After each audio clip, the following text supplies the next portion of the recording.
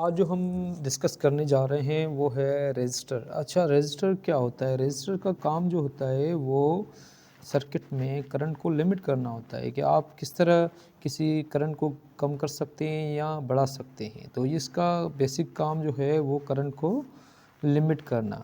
अब करंट को लिमिट करना, इसका अगर ज़्यादा वैल्यू होगा तो रजिस्टर जो है करंट जो है वो कम सर्किट में से फ़्लो होगा, और अगर इसका जो है कम वैल्यू होगा तो करंट ज़्यादा फ़्लो करेगा।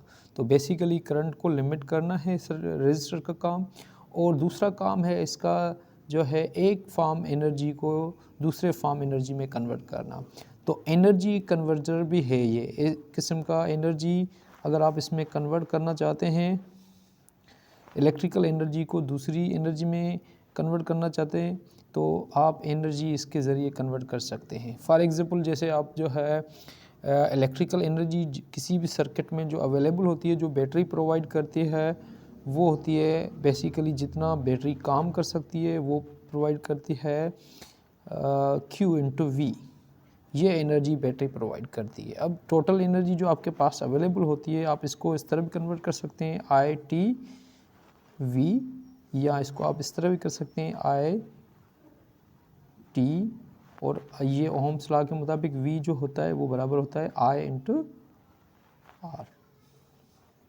तो आप इसको इस तरह भी लिख सकते हैं कि आई स्क्वायर आर टी।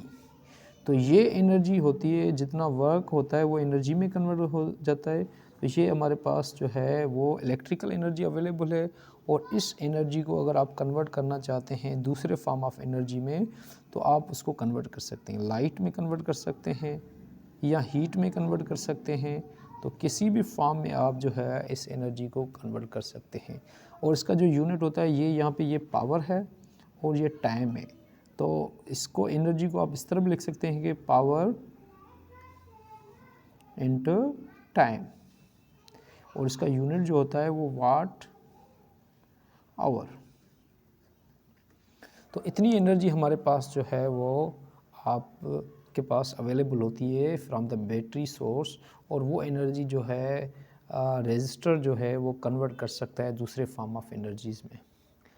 अब रेजिस्टर जो होता है वो बेसिकली कन्वर्ट करता है एनर्जी को। अब रेजिस्टर मेजरमेंट जो होती है हमारी, वो बेसिकली हम ओहम्स में करते हैं। इसका यूनिट जो है वो ओहम है।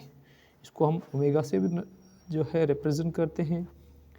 ये इसका यूनिट है, और ये जो है सर्किट में इसकी जो सिंबल होती है वो इस तरह नज़र आती है। इस तरह हम ड्रा करते हैं। इसका मतलब है कि ये यहाँ पे करंट को रुकावट की तरह पेश आता है, मतलब ये करंट को कम करता है। इस वजह से ये जो है जिग-जैग जो है ये बने हुए हैं ये यहाँ पे। तो इसका मतलब ये है, ये इसकी सिंबल है। अब रेजिस्टर जो है वो आप दो तरीक़ों से किसी भी सर्किट के अंदर कनेक्ट कर सकते हैं। इसके कनेक्शन दो टाइप्स के होते हैं। एक टाइप होता है, आप ऐसा करें कि रेजिस्टर को आप इस तरह कनेक्ट करें कि सीरीज़ में। अब सीरीज़ में किस तरह कनेक्ट होता है, आप ऐसा करें कि ये हमारे पास ब्रेड बोर्ड है, एक जो है रेजिस्टर यहाँ पे आपने कनेक्ट किया, और दूसरा उसके साथ ही आपने कनेक्ट कर लिया, इसके साथ। अब ये आप सीरीज़ में कनेक्ट कर रहे हैं, मतलब एक जो है कनेक्शन ये इस तरह कनेक्टेड होते हैं और इस तरह डिसकनेक्टेड होते हैं। तो ये इसके साथ कनेक्टेड है, और दूसरा आप इसके साथ ये इस तरह कनेक्ट कर सकते हैं। अब ये तीनों आपने सीरीज़ में कनेक्ट किए हुए हैं। अब अगर इसके साथ हम ये बैटरी कनेक्ट करेंगे, तो ये इस तरह कनेक्ट कर सकते हैं कि हम इसके साथ जो है ये एक टर्मिनल को हम नेगेटिव टर्मिनल से कनेक्ट करेंगे, और दूसरे को हम पॉजिटिव टर्मिनल से। अब ये दो टर्मिनल्स हो गए।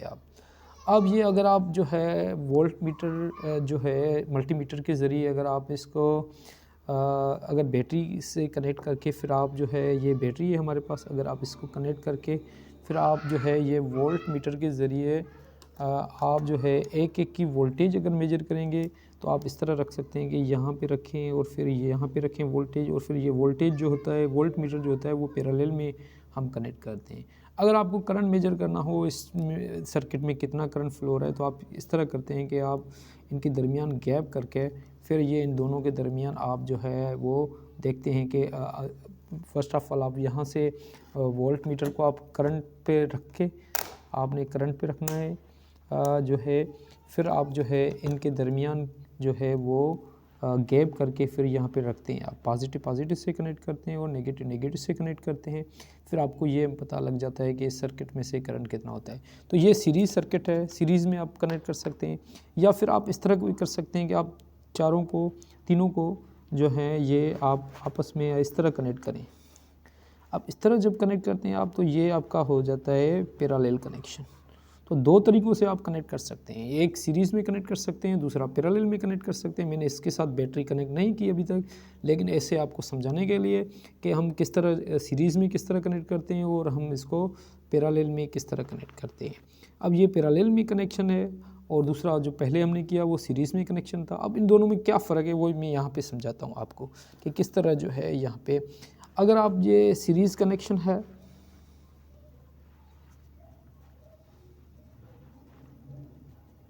सीरीज़ कनेक्शन में क्या होता है कि आप एक रेजिस्टर को दूसरी के टर्मिनल के साथ आप कनेक्ट करते हैं, फिर थर्ड को आप थर्ड के, अब इसको नाम दे रहे होते हैं R1, R2 और R3।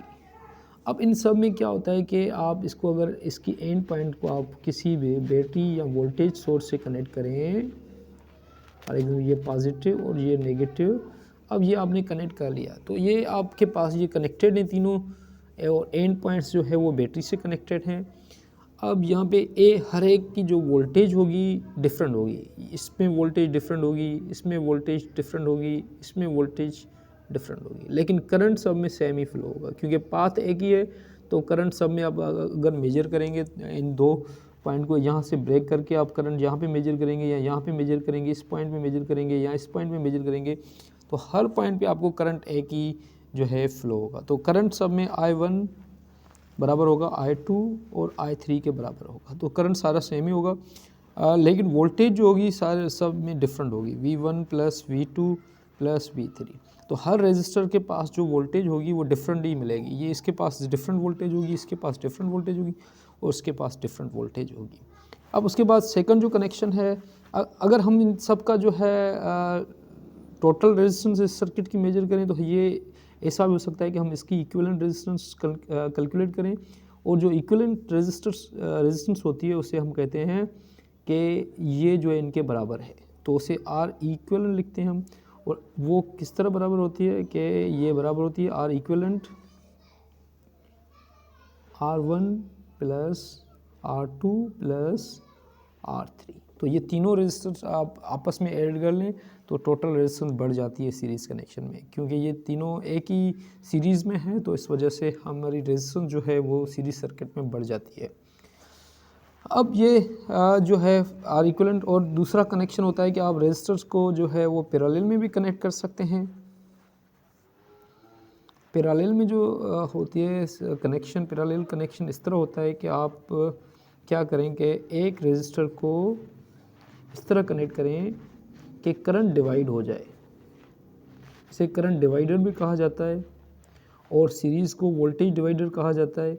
फॉर एग्जांपल ये R1 है, ये R2 है, और अगर तीसरा जो है जैसे हमने कनेक्ट किए थे तीनों जो है, अब ये जो तीनों रेजिस्टर्स हैं इन तीनों को हमने कनेक्ट किया हुआ है पैरेलल में। तो अब ये जो पैरेलल में हमने कनेक्ट किया हुआ है, जैसे हम इसको सोर्स से कनेक्ट करते हैं तो सोर्स जो करंट प्रोवाइड करता है वो करंट जहाँ आकर ये डिवाइड हो जाता है, कुछ करंट यहाँ पे आ जाता है I1, फिर कुछ करंट इसमें आ जाता है I2, इसमें फ़्लो हो जाता है, और कुछ करंट इसमें आ जाता है I3। तो तीनों में जो करंट होता है वो बिल्कुल डिफरेंट होता है, तो करंट जो है वो डिवाइड हो जाता है, जिसकी रेजिस्टेंस ज़्यादा होती है उसमें करंट कम फ्लो होता है, जिसकी रेजिस्टेंस कम होती है उसमें से करंट ज़्यादा फ्लो करता है। अब इसमें ये फ़ायदा होता है कि अगर एक रेजिस्टर भी ख़राब हो जाए तो दूसरे रेजिस्टर सही तरीके से काम करते हैं। जैसे घर में जो कनेक्शन होता है वो पैरेलल कनेक्शन होता है, लेकिन इसमें वोल्टेज सब में डिफरेंट सेम ही होती है। R1 में भी वोल्टेज सेम होगी, R2 में वोल्टेज सेम होगी और R3 में भी वोल्टेज सेम होगी। तो वोल्टेज सब में V1 बराबर होती है V2 और V3, सबको वोल्टेज एक जैसी मिलती है, लेकिन करंट जो होता है वो अकॉर्डिंग टू रेजिस्टेंस मिलता है। तो करंट जो होता है वो सब में डिफरेंट होता है। तो I1 और I2 और I3 ये तीनों करंट जो हैं वो डिफरेंट है। तो तीनों में करंट्स जो है वो आपको डिफरेंट मिलेगा। अब ये जो है आपके पास दो कनेक्शंस हो गए। अगर हम इसकी टोटल रेजिस्टेंस इक्विवेलेंट इसका रजिस्टर बनाना चाहें, इनके तीनों की जगह अगर एक हम रजिस्टर लगाना चाहें तो इनकी जगह जो है हम इनको इस तरह भी ऐड कर सकते हैं कि उसको हम कहते हैं पैरेलल का इक्विवेलेंट रजिस्टर। और उस सर्किट को आप इस तरह कर सकते हैं कि आर इक्विवेलेंट आप इनका जो है वो होता है 1/R equivalent equal to 1/R1 plus 1/R2। तो हम एक ही अगर इन सब के जगह लगाना चाहें तो इस फार्मूले के ज़रिए हम आर इक्विवेलेंट का वैल्यू कैलकुलेट करेंगे और वो एक ही जो है यहाँ पे रजिस्टर इन तीनों का जो है वो जगह लगा सकते हैं आप। तो ये हो गए हमारे पास दो सीरीज़ और पैरेलल कनेक्शन। अब रजिस्टर जो है वो फॉलो करता है ओम्स लॉ को। अगर आप ओम्स लॉ को जो है कनेक्ट यहाँ पे अप्लाई करना चाहते हैं तो ओम्स लॉ जो है only applicable for the ohmic resistor, क्योंकि रेजिस्टर्स के दो टाइप होते हैं।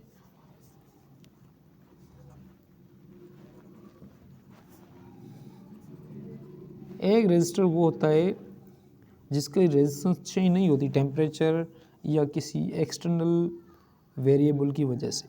तो ओहमिक रेजिस्टर्स जो भी होते हैं वो फॉलो करते हैं ओम्स लॉ के ज़रिए। आप उसमें से जो है वो करंट भी मालूम कर सकते हैं।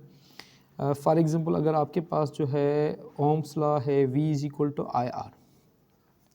अगर आप इसका रेजिस्टेंस यहाँ देखना चाहें तो R जो है वो बराबर है V/I। अगर ये वे कांस्टेंट हो फॉर गिवन वोल्टेज और करंट, ये रेजिस्टेंस कांस्टेंट हो मतलब चेंज ना हो, इसका वैल्यू किसी चीज़ पे डिपेंड ना करे, तो हम कहेंगे कि ये जो है ओम्स लॉ फॉलो कर रहा है और ये रेजिस्टर जो होगा उसका वैल्यू फिक्स्ड होगा, कभी भी चेंज नहीं होगा। तो उसको हम कह सकते हैं जैसे कंडक्टर्स जो होते हैं, मेटल कंडक्टर्स जो होते हैं वो फॉलो करते हैं मोस्टली ओम्स लॉ। लेकिन अगर किसी जो है रेजिस्टेंस अगर चेंज हो जाए एक्सटर्नल वेरिएबल की वजह से तो उसको कहते हैं हम non ohmic conductor, non ohmic resistor. वो रेजिस्टर जिसकी रेजिस्टेंस जो है वो चेंज हो जाए। फॉर एग्जांपल जैसे हमारे पास LDR होता है। LDR का मतलब होता है लाइट डिपेंडेंट रेजिस्टर।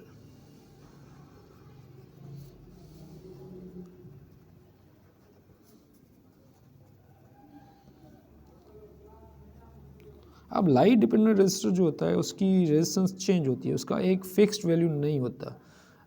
तो फिर जिस सर्किट में आप LDR लगाते हैं तो फिर जो है लाइट की इंटेंसिटी अगर आप बढ़ाएंगे तो उसकी रेजिस्टेंस भी बढ़ जाएगी। यहाँ पे ये जैसे ये रेजिस्टर जो है वो आपका LDR है। LDR जो है वो इसमें ये होगा कि आप अगर इंटेंसिटी लाइट की बढ़ाएंगे तो इसकी जो रेजिस्टेंस होगी वो कम हो जाएगी। मोस्टली जो है वो रेजिस्टेंस इसकी कम होती है अगर आप लाइट की जो है इंटेंसिटी बढ़ाते हैं। तो LDR जो है वो नॉन ओमिक रेजिस्टर है। और दूसरा रेजिस्टर जो है वो है TDR। अब TDR जो रेजिस्टर है टेम्परेचर डिपेंडेंट रेजिस्टर या थायरिस्टर भी से कहा जाता है। तो टेम्परेचर डिपेंडेंट जो रेजिस्टर होता है उसकी रेजिस्टेंस डिपेंड करती है टेम्परेचर पे। तो टेम्परेचर पे जैसे टेम्परेचर बढ़ता है तो इसकी रेजिस्टेंस जो है मोस्टली जो है ये रेजिस्टेंस बढ़ती है या कम होती है। इन दोनों में से आप जो है किसी भी टाइप का बना सकते हैं। तो इसकी जो मोस्टली हमें मिलता है वो टेम्परेचर बढ़ाने से इसकी रेजिस्टेंस कम होती है। तो टेम्परेचर डिपेंडेंट रेजिस्टर TDR। तो ये टाइप हैं दो, ये नॉन ओमिक रेजिस्टर्स हैं। जो टेम्परेचर होता है उस इसे जो है वो हम इसका अगर कोफिशिएंट नेगेटिव हो तो इसका मतलब है टेम्परेचर बढ़ाने से आपकी जो रेजिस्टेंस है इसकी जो है कम होगी। तो ये 2 टाइप्स हैं। अब रेजिस्टर को आप ऐसा जो है आप वोल्टेज डिवाइडर भी यूज़ कर सकते हैं। किस तरह वोल्टेज डिवाइडर आप इसको रेजिस्टर को यूज़ कर सकते हैं, तो आइए देखते हैं सर्किट में। तो वोल्टेज डिवाइडर सर्किट जो होता है वो इस तरह होता है कि आप क्या करें कि मैंने आपको पहले ही बताया कि जो सीरीज़ में सर्किट्स होते हैं वो उसे हम कहते हैं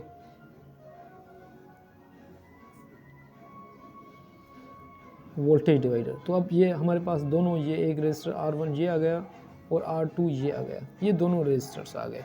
अब ये जो दोनों हैं, अगर आप इसको V इनपुट ये दे रहे हैं आप V इनपुट, अब क्या होगा कि इसमें से वोल्टेज जो होगी वो V1 पास होगी, मतलब डिसिपेट होगी, और इसमें से जो है V2 होगी। अब ये जो V2 वोल्टेज है इसको हम जो है कह सकते हैं V आउटपुट वोल्टेज। तो यहाँ पे अगर कोई आप यहाँ पे दूसरा रेजिस्टर कनेक्ट नहीं कर रहे, मतलब लोड